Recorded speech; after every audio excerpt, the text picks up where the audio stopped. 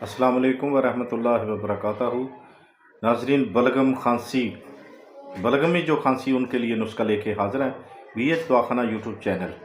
तो सब्सक्राइब करना, लाइक करना, शेयर करना ना भूलें, घंटी का बटन लाजमी दबाएं। तो आए नुस्खे की जानब चलते हैं बगैर टाइम ज़ाया किए हुए। आपने पंसार पे जाना है, अजवाइन देसी लेनी है 1 तोला, सफ़ेद नमक भी साबुत जो है सफ़ेद 1 तोला लेना है। उसके बाद आपने क्या करना है, अम्बा हल्दी लेनी है, वो 2 तोले ले लेनी है। ठीक हो गया। बड़ी जो इलायची है वो 1 तोला लेनी है आपने। घी जिसे गेहूँ को पता है, गेहूँ को 1 पाव लेना है।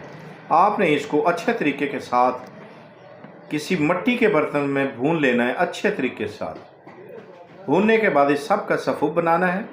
सफ़ूब बनाने के बाद जब बन जाए तो ये बड़ों के लिए आधी चम्मच हमरा नीम गर्म दूध के साथ, और बच्चों के लिए चौथाई हिस्सा चम्मच का शहद के साथ उसमें मिक्स करें।